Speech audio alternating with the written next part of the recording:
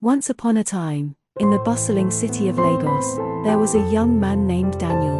Daniel was an ambitious and kind-hearted individual, a graduate of mechanical engineering who had completed his National Youth Service Corps (NYSC) in the small town of Zaria. During his service year, he met Sarah, a vibrant and intelligent woman with a warm smile and an infectious laughter. They quickly grew close, sharing countless conversations about their dreams, future, and life after NYSC. Their relationship blossomed quickly after their service year. Sarah was kind, supportive, and understanding during their time together, and Daniel began to think that she was the one for him. They went on romantic dates, shared their aspirations, and enjoyed the thrill of their youth together.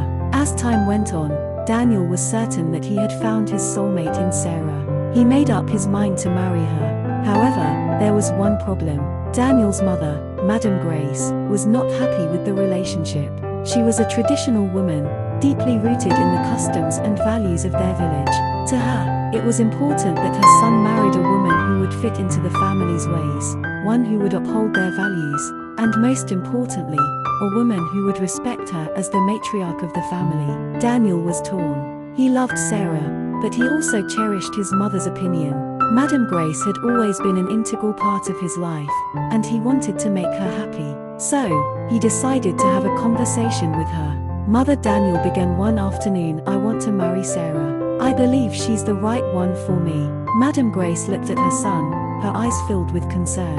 "Daniel, I have been watching her. I don't trust her. She's too modern, too flashy, and I don't believe she'll be a good wife. You need someone who understands the duties of a woman, someone who will respect the family. Sarah does not seem like that kind of person." Daniel tried to convince his mother of Sarah's good qualities, but the more he spoke, the more his mother's suspicion grew. Finally, his mother, with a hint of determination in her voice, said, "I'll give you my blessing to marry her, but I need to be sure of her character. I want to conduct a test. Let her come and stay with us for a month, and I will observe her. If she passes, then I will accept her as my daughter-in-law." Daniel agreed, knowing that this was the only way to bring peace to both his heart and his mother's mind. The following week, Sarah arrived at Daniel's family home in the village. She had been informed of the arrangement, and though she was a little taken aback by the unusual nature of the request, she agreed to come. She believed that the test would be an easy one, and that after a month, she would be able to convince Daniel's mother of her worth. However, when Sarah arrived at Daniel's house, the atmosphere was far from welcoming. Madam Grace, though polite, was distant and kept a watchful eye on her every move. At first, Sarah tried to be on her best behavior, but it didn't take long for her true nature to begin to show. From the very beginning, Sarah made it clear that she wasn't interested in being a traditional housewife. She would often lounge around on the bed, scrolling through her phone, while Madam Grace did all the cooking, cleaning, and other household chores. Daniel's mother tried to be patient, hoping that Sarah was simply adjusting to the new environment, but as the days passed, it became clear that Sarah wasn't making much of an effort to change. One day, as Daniel was at work, his mother asked Sarah to help with some chores around the house. "Sarah, please help me with the laundry," she requested. Sarah, who was lying on the bed, barely glanced up from her phone. "Can't you see I'm busy? I've got work to do on my phone," she said dismissively. Madam Grace sighed, trying to maintain her composure. "You see, in this house, we all work together. It's not about just relaxing and doing nothing. I expect you to help." Sarah responded rudely, "I'm not here to do your housework. I'm your future daughter-in-law, not your maid." Madam Grace stood still for a moment, hurt by the response, but she didn't show it. She knew that Sarah was testing her limits, but she also knew that she had to be strong in her test. As the weeks went by, Sarah's behavior only got worse. She would barely speak to Madam Grace unless it was to complain. She would throw tantrums when asked to help, and more often than not, she would retreat to the bedroom, leaving Madam Grace to do everything herself. Despite her efforts to maintain civility, Daniel's mother could see that Sarah was not the kind of woman who respected the household or valued hard work. One evening, after a particularly trying day, Sarah pushed her limits. She had refused to help with dinner and had spent the entire evening on her phone, ignoring Madam Grace completely. Finally, When the elderly woman asked her once more to lend a hand, Sarah snapped. "Why don't you just leave me alone?" she shouted, rising from the bed. "I'm tired of you telling me what to do. I'm not your servant." As Sarah made a move toward Madame Grace, it seemed like she was about to strike her. But just as Sarah raised her hand, Daniel walked in. "What is going on here?" he demanded, his voice sharp with anger. Sarah froze, realizing she had been caught. I was just telling her that she's too controlling. I don't deserve to be treated like this." Daniel turned to his mother, his face showing his confusion.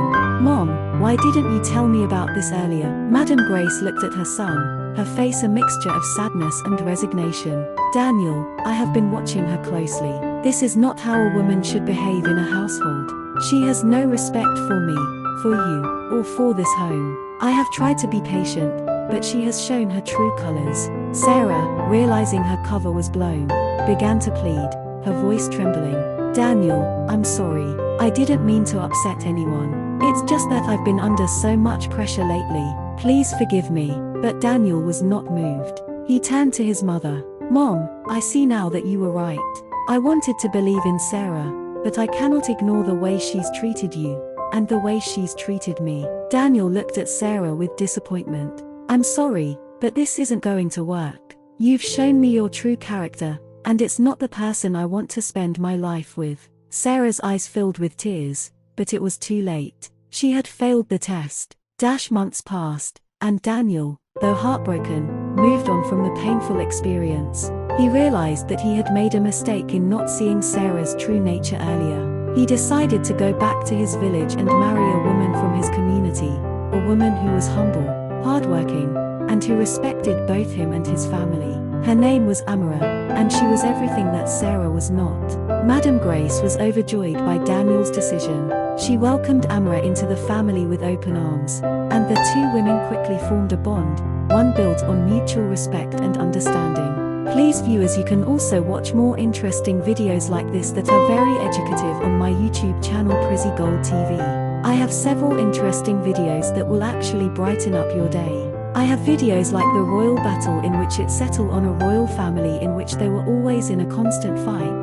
They will always fight with each other, causes the king to be always thinking about their constant misunderstanding, and after seeing that it is unbearable, he had heart attack, and then after some days he died of hypertension. Go through my YouTube channel Prizzy Gold TV and find out what will happen next to the royal family.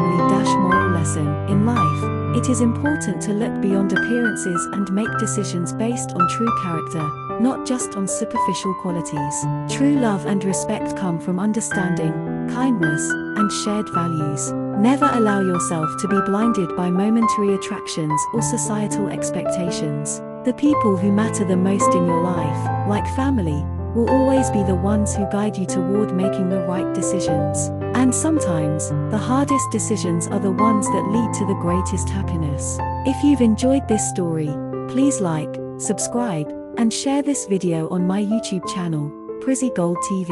Stay tuned for more inspiring stories, and remember, true character always shines through in the end.